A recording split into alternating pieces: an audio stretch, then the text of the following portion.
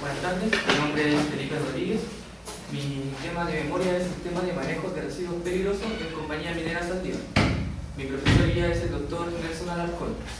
Saldívar se encuentra ubicado a 175 kilómetros al sureste de Antofagasta. Pertenece a Barrick Gold Corporation, una productora de oro que tiene 26 minas en el mundo, siendo Saldívar la única dedicada a la extracción del cobre. A modo de introducción, una faena minera es un centro de actividad en donde en función de las características de extracción del mineral se genera una serie de residuos. La generación de residuos peligrosos es inevitable en todo proceso que requiera como insumo materiales peligrosos. En Saldívar, el manejo de los residuos peligrosos por los trabajadores ha ocasionado mala segregación, riesgo a la salud de los mismos trabajadores, interrupción de su jornada laboral y carencia de registro. Como objetivo general es evaluar técnica y económicamente las alternativas de los manejos de los residuos peligrosos. Para esto se fijaron unos objetivos específicos, que son realizar el levantamiento de los residuos peligrosos generados en la compañía, generar el procedimiento de manejo de residuos peligrosos, proponer alternativas de minimización, valorización, tratamiento y disposición final para su posterior evaluación técnico-económica, evaluar económicamente esta alternativa y difundir y capacitar al personal de Saldívar en el manejo de residuos peligrosos.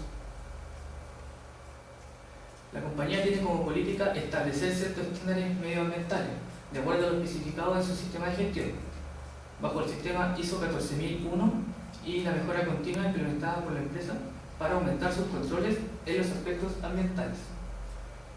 La compañía cuenta con un plan de manejo de residuos peligrosos para dar cumplimiento con lo establecido en el título 3 del Decreto Supremo 148, que es el Reglamento Sanitario sobre Manejo de Residuos Peligrosos, pero aún así no cuenta con estándares que incluyan la minimización y la valorización de los residuos. Los instrumentos para la gestión de los residuos promueven una estrategia jerarquizada para ellos. ¿Y eso empezamos? Empezando con la minimización. La minimización apunta a evitar o reducir la generación de residuos mediante cambios de insumo o aplicación de nuevas tecnologías o buenas prácticas. Si esto no es posible, se promueve la valorización de estos residuos, ya sea mediante reciclaje, recuperación energética o reutilización. Si no se puede valorizar, se busca hacer un tratamiento con el fin de reducir su peligrosidad. Cuando ya el residuo ya no tiene valor económico, se opta por su disposición final en un relleno de seguridad autorizado. Como resultado, primero se elaboró un procedimiento.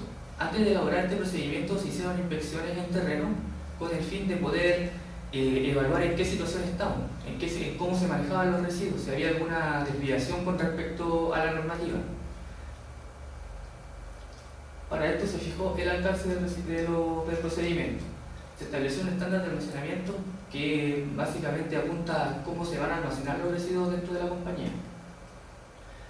A su vez se fijaron los estándares de contenedores y las jaulas de almacenamiento. Las jaulas de almacenamiento tenían unos objetivos que son mejorar la segregación en el origen, tener un acceso controlado a donde se van a almacenar estos residuos y quitarle la responsabilidad a los trabajadores de tener que transportar sus residuos desde su área generadora hasta el sitio de almacenamiento temporal de los residuos. Se establecieron unos puntos de almacenamiento. Estos puntos tienen relación a los puntos más críticos de generación dentro de la compañía, que son el área de la mina, la planta área seca, la planta área húmeda, la mantención del área húmeda y el taller de camiones. Por lo tanto, en estos puntos se instalaron estas jaulas. Como disposición, los trabajadores deben etiquetar los contenedores antes de ingresarlos a las jaulas. Las jaulas deben mantener la hoja de datos de seguridad del transporte de cada residuo que almacena y una señalética que les indique cómo deben hacer estos almacenamientos dentro de la jaula. Y para evitar que se acumulen los residuos dentro de esta jaula, se estimó una frecuencia de retiro. Ahora yo no voy a entrar mucho en profundidad sobre este procedimiento, pero sin embargo, al terminar la presentación, si hay alguna consulta sobre el procedimiento, la podemos discutir. También se llevó un catastro de los residuos peligrosos. Este catastro se hizo en base a lo estipulado en el decreto 148, que dice que los residuos se clasifican según su peligrosidad. Como este esta información es súper importante. Se hizo una recopilación con el fin de hacer una revisión si es que hay alguna desviación con respecto a lo que dice la normativa, y se logró acotar algunos residuos que en un grupo más pequeño porque provenían de la misma naturaleza, como por ejemplo los residuos contaminados con hidrocarburos que se generan en las mantenciones de los equipos, las maquinarias y los vehículos, y sus características que son inflamables. También se logró obtener la cuantificación, los puntos de degeneración y la gestión de los residuos peligrosos generados en la compañía. Ahora voy a presentar los residuos que presentan mayor impacto para la compañía. Estos pueden ser debido a su masividad o su potencial peligro para el medio ambiente o para la salud de las personas. Las características de la generación de residuos más masivos, tenemos el aceite usado, que se generan 396 toneladas anuales en operación mina, la planta ya seca, en el taller de camiones, y actualmente son utilizados como combustible alternativo por INACES. Por otro lado, tenemos las restos de carpeta de HDPE que están contaminadas con ácido, que se generan 318 toneladas anuales en apilamiento y lixiviación, y son reciclados a través de la empresa Pellet. También tenemos las borras plomadas, que se generan 145 toneladas anuales en la planta área húmeda y son recicladas por la empresa Impanet. Yo seleccioné estos tres residuos que son los más masivos, ya que estos tres representan el 82% de un total de 19 residuos generados por la compañía, siendo el aceite usado el más masivo, representando el 37,78%.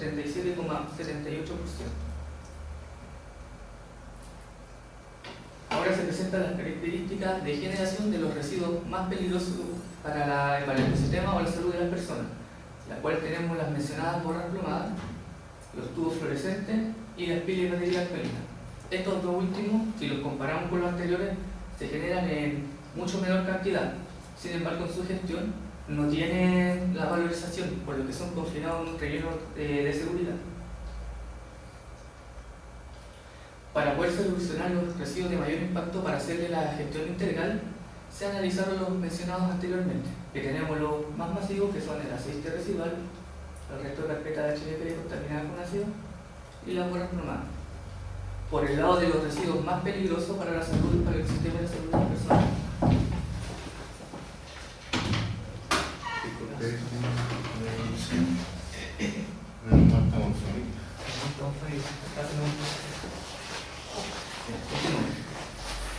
por el lado de los residuos más peligrosos para el ecosistema y la salud de las personas, tenemos también las borras plomadas, los tubos fluorescentes y las pilas y baterías alcalinas. En primer lugar, se descartaron los restos de carpetas contaminadas con ácido, ya que tenían la valorización dentro de su gestión a cargo de la empresa Pellet, que los recicla. Las borras plomadas eran una alternativa interesante a evaluar, sin embargo, tienen la valorización dentro de su gestión, que son recicladas por la empresa Impanet. Las pilas de batería alcalina también fueron una alternativa interesante a evaluar, pero en Chile no cuenta con un mercado de reciclaje, por lo que tuve que descartarla, quedando finalmente el aceite residual y los tubos fluorescentes. El aceite residual, a pesar de que tiene la valorización dentro de su gestión, lo seleccioné porque presenta oportunidades para poder seguir mejorando su gestión. Por otro lado, los tubos fluorescentes se seleccionó debido a que no presenta ninguna valorización dentro de su gestión. Ahora, para la selección de la alternativa para gestionar los aceites usados, se analizaron las alternativas que tenemos de manejo, que son la minimización, que apuntan a los aceites vírgenes, mediante racionalización del uso, que apunta más que nada a la disminución de las cantidades de aceite utilizadas para mantenimiento, para almacenamiento, y el manejo eficaz, que busca disminuir la generación del residuo. Por otro lado, tenemos la opción de tratamiento, mediante reacondicionamiento. Esto busca aumentar la vida útil de los aceites. La regeneración, que es un proceso en que deja el aceite de tan alta calidad que se puede usar como base para producir nuevos aceites y ser vendido en el mercado. Y la valorización energética, que busca aprovechar el poder calorífico de los aceites, y esta alternativa es efectiva solo si se lleva en combustión a gran escala, como en la industria cementera. Sin embargo, es posible utilizarlo como suplemento de combustible en algún otro proceso. En primer lugar, se descartó la minimización, ya que Zaldívar cuenta con un plan de manejo eficaz de los aceites, contrastado con el plan de manejo de residuos peligrosos y las visitas de terreno. El reacondicionamiento se descartó debido a que la empresa no tenía la convicción de que fuera la mejor alternativa para poder evaluarla. La regeneración se descartó por su complejidad en el proceso, ¿ya? Y el negocio de Zaldívar es la producción de cobre y no la producción de aceite, optando finalmente por la valorización energética. Para seleccionar la perspectiva de los tubos fluorescentes también analizamos sus alternativas de manejo, que tenemos la minimización mediante un correcto diseño de iluminación. ¿A qué nos lleva esto? Esto promueve la optimización de las potencias cargadas o al uso racional de las iluminancias. Por otro lado, tenemos el cambio de tecnología, que busca utilizar un tipo de luminarias que contengan en menor cantidad o que no contengan metales pesados dentro de su composición y que tengan mayor vida útil, como son los tubos fluorescentes ecológicos o los diodos emisores de luz. Por otro lado, lo podemos valorizar mediante reciclaje, que busca separar el metal pesado del resto de los componentes del tubo fluorescente, que pueden ser vendidos en el mercado. En primer lugar, se descartó la valorización, ya que la empresa prefería eliminar el residuo peligroso a que tener que tratarlo. Y esto nos llevó también a eliminar el correcto diseño de iluminación. A pesar de que se reduce, igual tendríamos que enfrentarnos a tratar el residuo peligroso, optando finalmente por el cambio de tecnología. Bueno, para evaluar la opción de los aceites, se propone utilizarlo como suplemento de combustible que utilizan los calentadores de agua del proceso de electroobtención, por lo que se va a analizar el potencial energético de este residuo. El aceite se genera con 36,7 metros cúbicos mensuales. Tiene un poder calorífico inferior de 9,79 por día a las 6 kilocalorías por metro cúbico, lo que nos da un contenido energético de 3,59 por día a las 8 kilocalorías mensuales. Los calentadores consumen mensualmente 270 metros cúbicos de petróleo diésel. El poder calorífico inferior del petróleo diésel es de 1,02 por día a las 7 kilocalorías por metro cúbico. Esto nos da un contenido energético de 2,75 por día a las 9 kilocalorías mensuales. Ahora, la generación de aceite representa el 13,5% del consumo que requieren los calentadores, por lo que al mezclarlos habría una relación de 13,5 de aceite con 86,5 de diésel. Y si comparamos su contenido energético, podemos apreciar que existe una reducción del 0,5% en el contenido energético. Bueno, para poder mezclar el aceite con el diésel necesitamos un equipo de filtración que cuente con una tecnología capaz de eliminar las partículas, absorber el agua o absorber las partículas de oxidación o las resinas contenidas en los aceites. Para esto se propone un sistema de microfiltración. El sistema sería el siguiente: una vez han llegado los aceites al estanque de almacenamiento que tiene Zaldívar, pasarían por un prefiltrado para evitar que pasen partículas gruesas, que pueden ser una tapa o un palo, para no entorpecer el sistema. Luego serían llevados hacia el microfiltro y una vez filtrado serían depositados en un estanque de 3 metros cúbicos con recirculación para que el sistema sea continuo. Ahora evaluaremos los aspectos ambientales. Como emisión contaminante, para poder realizar un control de los contaminantes presentes en el aceite, necesitamos conocer el grado de limpieza de aquello. Para eso se utilizó la norma ISO 4406, que habla del conteo de partículas dentro de los aceites. Se tomó una muestra, pero no se logró hacer el conteo de aceite, por lo que se utilizó como referencia un código de limpieza para un aceite sumamente contaminado, que no es el caso de Zaldívar. Y caso similar que ocurrió con el petróleo, que se usó un código de un petróleo filtrado para que se utilice una maquinaria en específica. Entonces, mediante la filtración, lo que se quiere hacer es llevar el aceite contaminado del código sucio al código limpio del diésel, por lo que tendrán el mismo código no habría mayores emisiones de contaminantes. Con respecto a los gases de efecto invernadero, de acuerdo a lo que consumen los calentadores y el factor de emisión de CO2 del diésel, se estimó una emisión de 8.748 toneladas de CO2 equivalente anual. Por el otro lado, la mezcla de diésel-aceite y ambos multiplicados por sus factores de emisión nos arroja un estimativo de 8.661 toneladas de CO2 equivalente anual, lo que significa una reducción en la emisión de gases del 1%.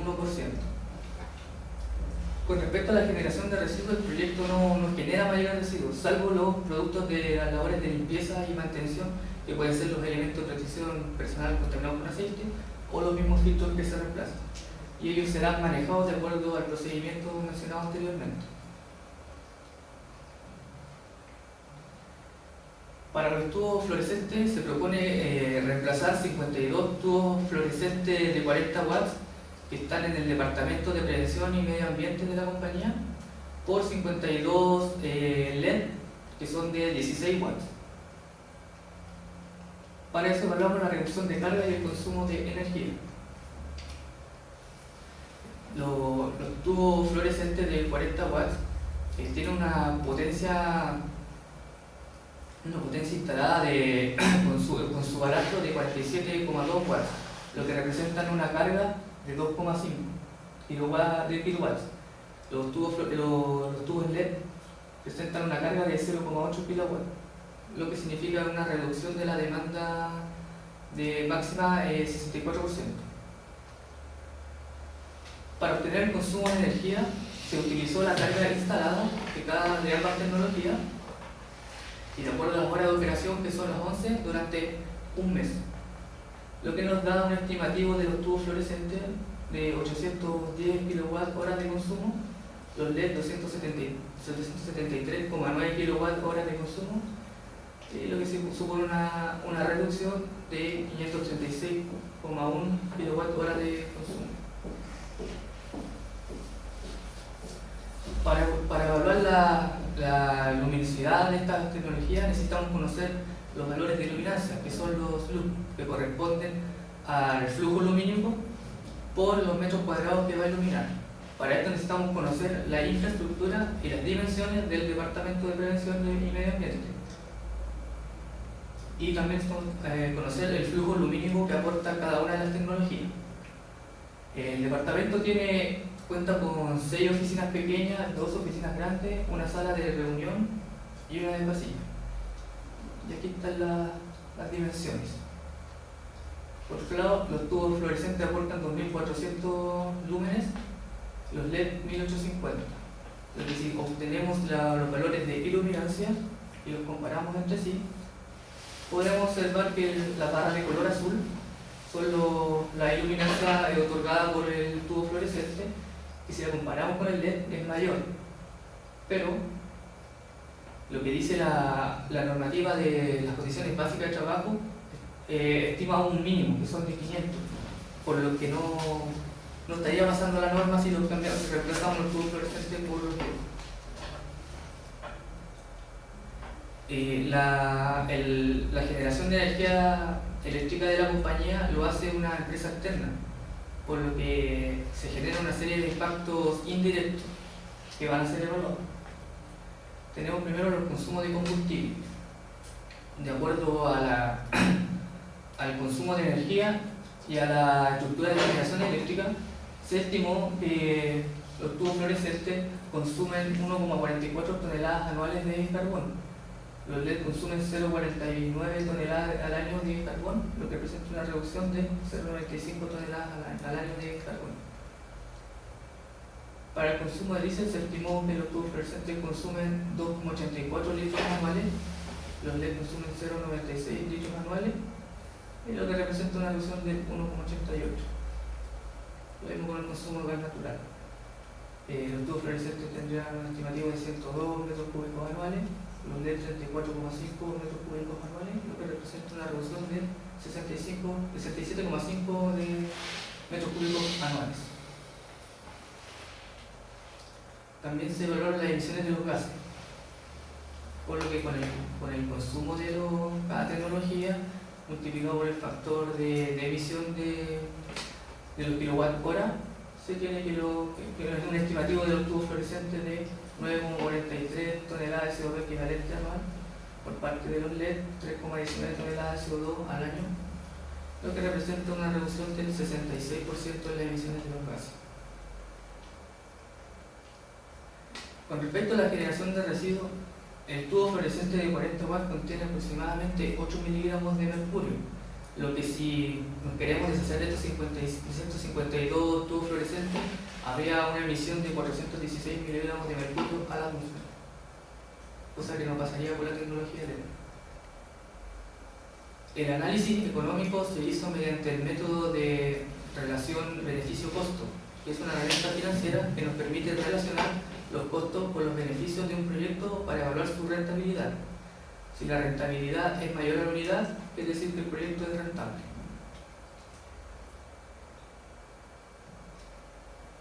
Los costos de implementación de utilizar los aceites residuales como suplemento combustible se traducen en costos de valor del equipo puesto en Santiago, del equipo de filtración, el valor del tanque que va a contener el aceite filtrado, el valor del transporte de Santiago hacia la faena, la instalación del sistema, la mantención del equipo anual y el consumo de kilowatt-hora anual, lo que nos da un total de 53.287.784.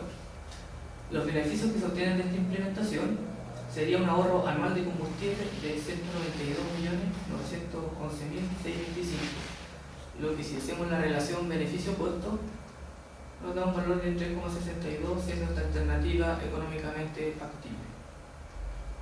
Por otro lado, para los tubos fluorescentes, debido a que este tipo de tecnología de eficiencia en la mayoría de los casos representan un costo muy significativo con respecto a las alternativas tradicionales, es que se debe proyectar esto en el tiempo.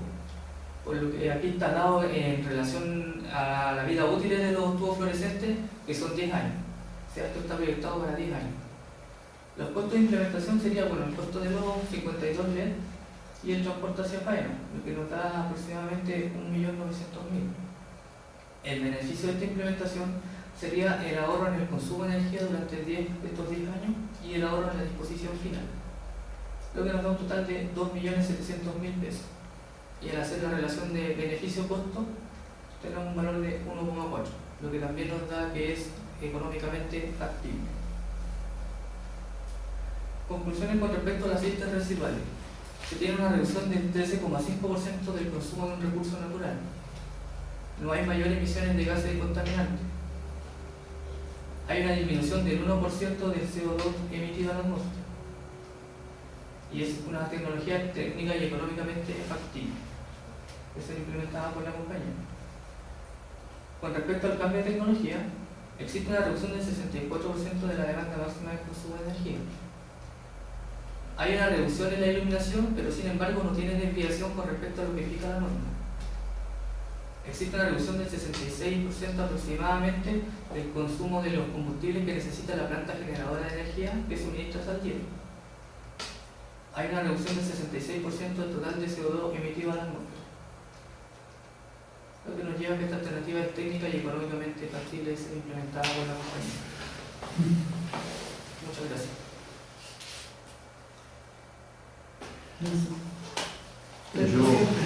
Sí. Bueno, ustedes preguntan. Ustedes son la comisión. No sé si tienen preguntas, Bárbara. Yo por ahora no tengo preguntas. Y por ahora usted, colega. Tú hablaste de procedimientos, ¿Sí? ¿verdad? Sí. Los procedimientos.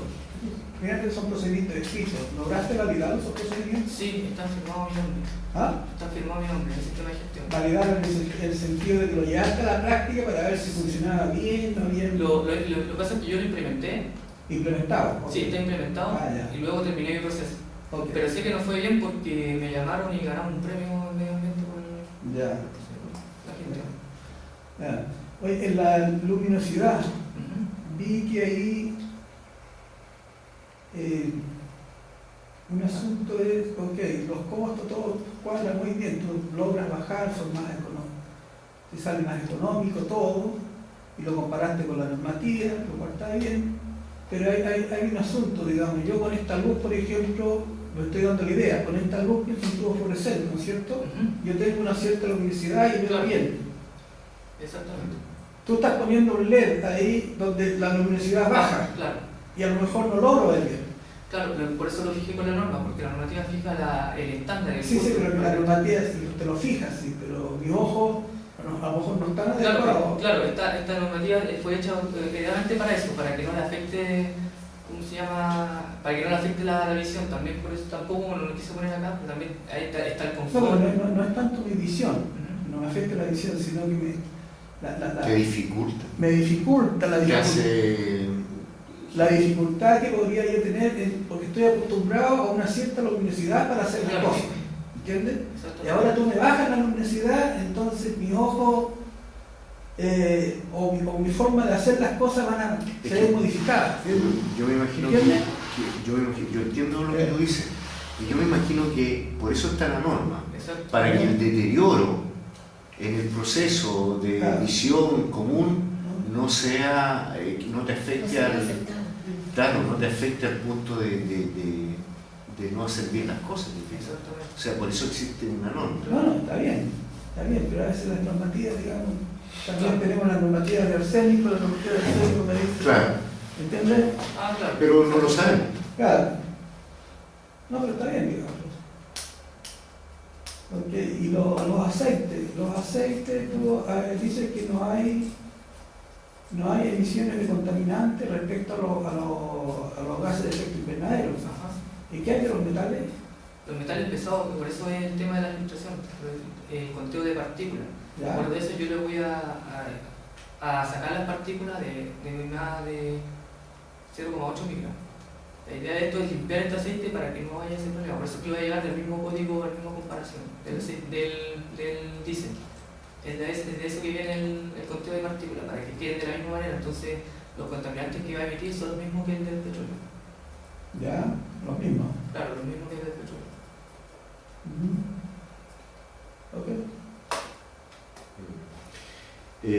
A lo mejor profundizar un poco más en eso, porque tú dices los mismos del petróleo, porque el petróleo tiene contaminantes también. Claro, sí. Y dentro de esos contaminantes más importantes, tú manejas cuáles son los contaminantes metálicos más importantes. Hay algunos metales pesados, pero son tan finos que no.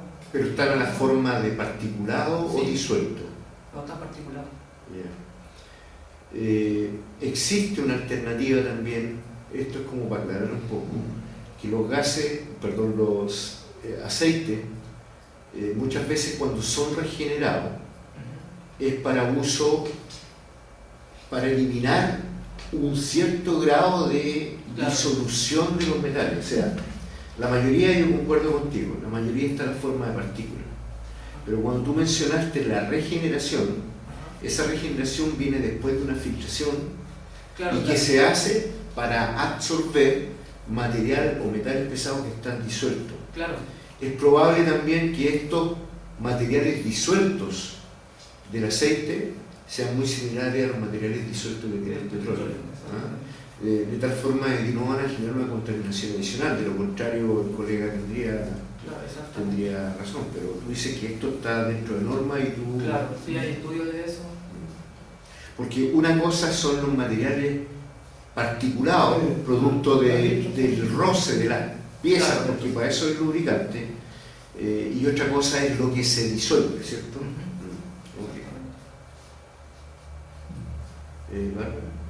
No, solamente agregar que me gustó mucho la forma en que abordaste este tema, porque adicionaste componentes bastante complementarios a tu trabajo. Si bien en otras oportunidades hemos visto trabajos de este estilo, donde a lo mejor también se hace una gestión o un manejo de los residuos peligrosos, pero no se ha tomado con este nivel de profundidad, y eso me parece muy bien. Así que lo mismo lo tomé, porque he visto el otro y esto no está muy, en nuestra carrera y no estaba muy incluido, entonces No, me parece bien, incorpora unos componentes, en ese caso, por ejemplo, lo comparas con la normativa, en lo otro el tema de los aceites, eso que te va a dejar un estándar medizo, Claro. todo ese tipo de cosas yo creo que le van agregando valor a tu trabajo y me parece bien.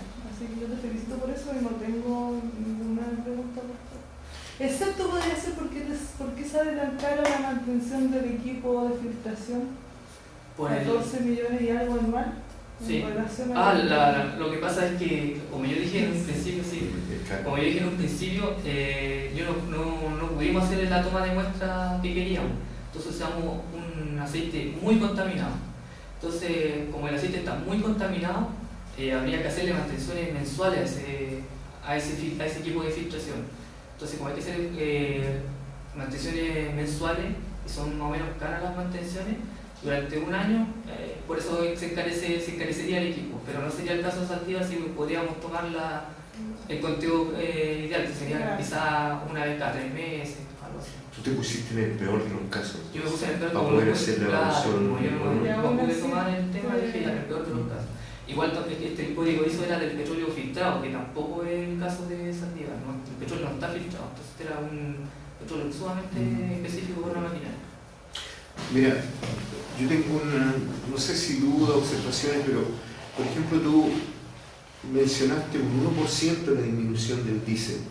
En toneladas, no me acuerdo cuánto es eso, porque tal vez sea mucho más importante verlo en toneladas equivalentes de CO2. Tiene esa cifra, ¿no? Por ahí creo que aparece esa cifra de cuánto disminuye en toneladas equivalentes. No era mucho. Disminuye el 1%.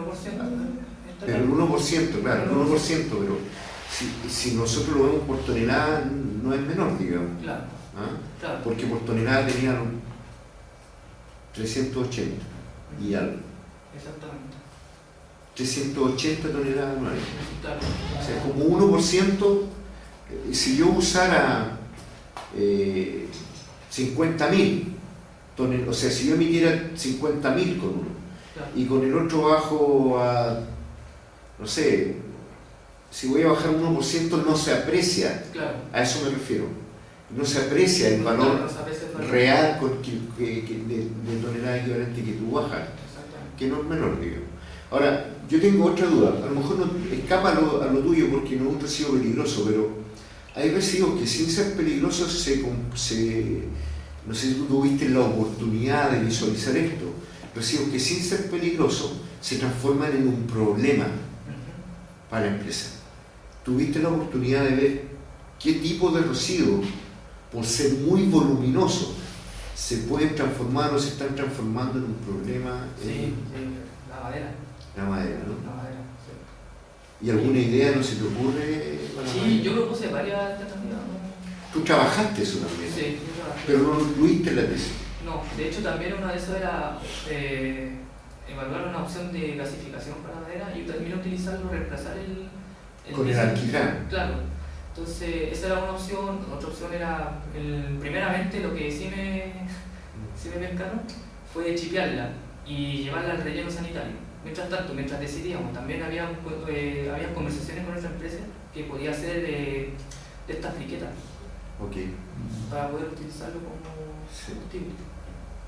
Pero una vez como chipeado ya para las calderas con chips son excelentes. Exactamente, entonces esa fue como la primera opción, chipearlo y dejarlo en el relleno sanitario. ¿No existe madera que esté manchada o esté asimilada a residuo peligroso? Sí, hay una que era madera extranjera. Esa no la cuentan. No, Esa hay que quemarla de todas maneras. Esa había que quemarla, pero en este caso lo que hace Saldívar es, ¿cómo se llama? Hay un sello verde que le ponen en el puerto. Entonces Ya. esa madera entra como ya Ya. no tiene problema, se puede como manera normal.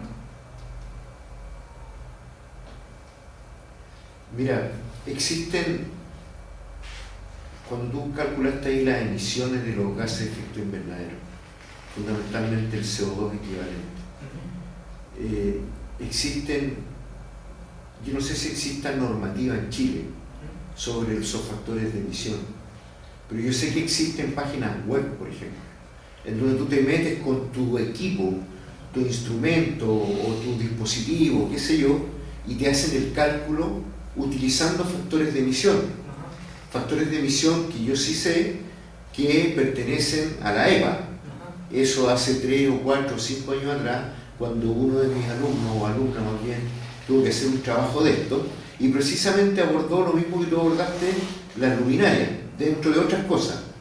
Pero también tuvo que calcular, por ejemplo, toneladas equivalentes de un taller de mantención, por lo tanto estaba la soldadura, estaban los gases, estaban una serie de material contaminado con aceite que había que manejar después, etc. Había todo bueno, ella entraba, por ejemplo, con la soldadura o con la actividad de la soldadura y obtenía en esa página web las toneladas equivalentes CO2. ¿Cómo estamos nosotros respecto a eso ahora? O sea, hace 4 años, nosotros a lo mejor por desconocimiento, sin saber que existía en Chile, no sé, nos metimos a esas páginas web utilizando factores equivalentes de la EPA. ¿Eso existen en Chile y cuáles serían esos? Sí, en la página de medio ambiente tienen 2 factores ya calculados, que son sacados también dentro del IPCC, que se llama las directrices del gas de efecto invernadero. Entonces están sacados ahí y están implementados. Hay varios ministerios acá en Chile que han utilizado esto. Hay otro que yo también ocupé, que me guié, fue uno que es para la agricultura, para exportar la agricultura, que también ayudan ahí en cómo calcular estos gases de efecto invernadero. El problema de esa página, para poder calcularlo así, es que están como definidos algunas cosas. Por ejemplo, yo si quisiera entrar cuánto genera mi caldera o mi calentador, solamente me lo calcula con el diésel. Yo necesito calcular cómo es con el diésel de aceite.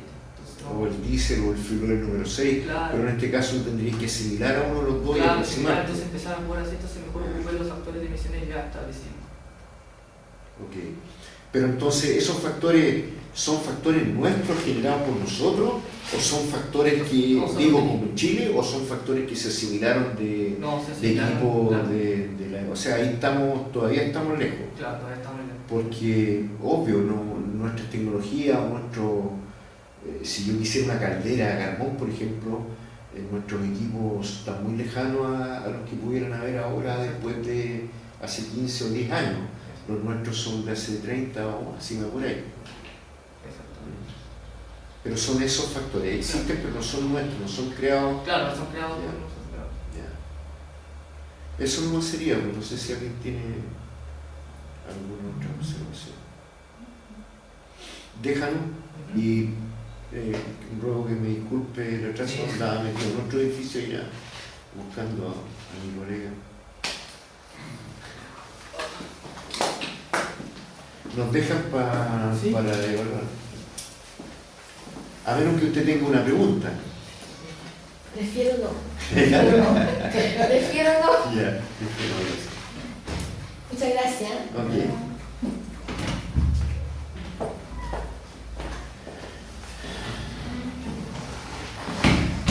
Yo tenía ya...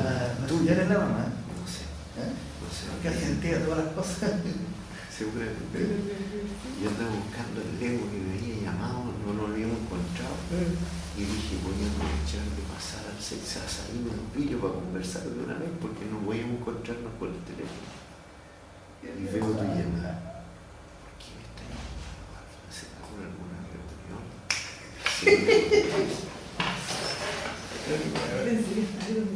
No, yo estaba en el Sexasa.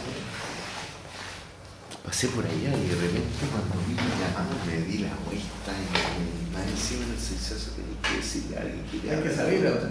Hay que salir. Y entonces yo tenía que subir, corría para allá, no había nadie, corría para acá y recién me encontré el erizo.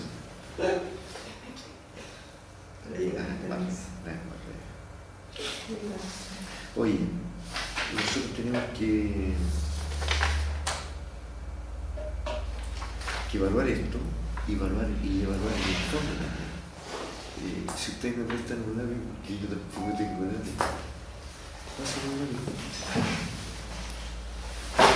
Entonces, sacamos la nota del informe y la nota de la presentación. Obviamente le vamos a decir solamente la nota del informe. Leo. Yo me hace la nota de la presentación. Ya. La pongo doble. Ya. Estuvo buena, me gustó. Ya. ¿Eso qué significa? 7. Ya.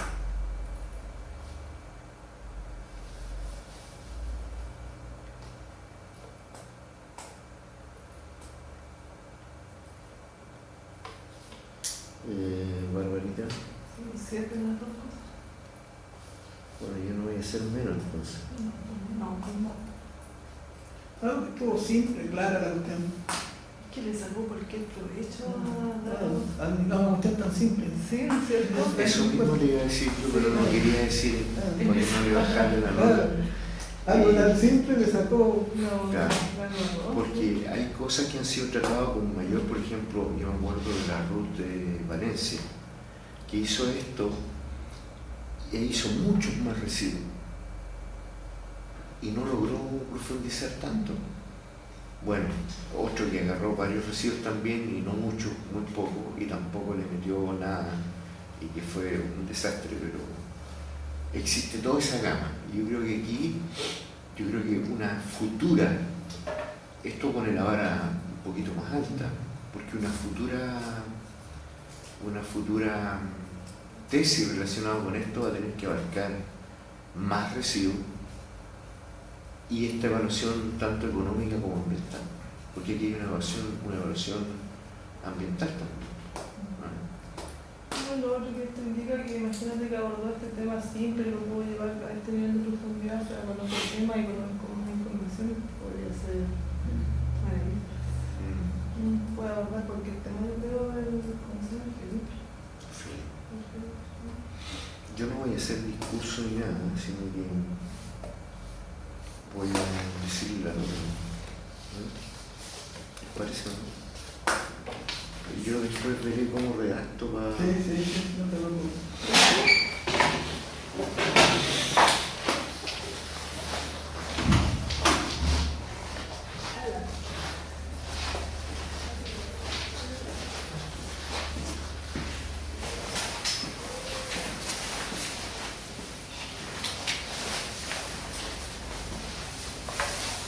Bueno, Felipe, no voy a tomar mucho tiempo en hacer grandes discursos. Primero que nada, discúlpame por llegar a esa hora.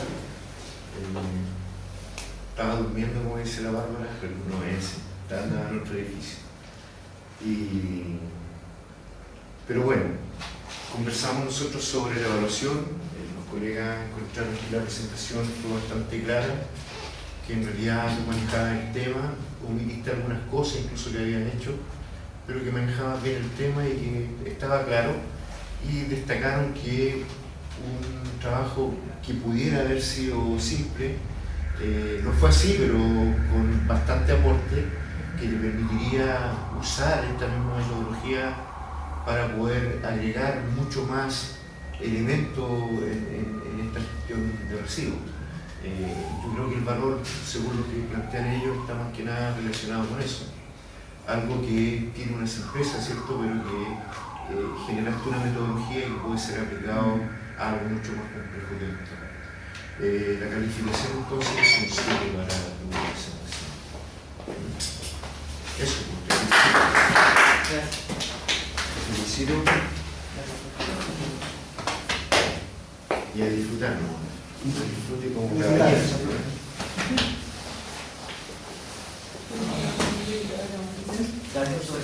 Bueno,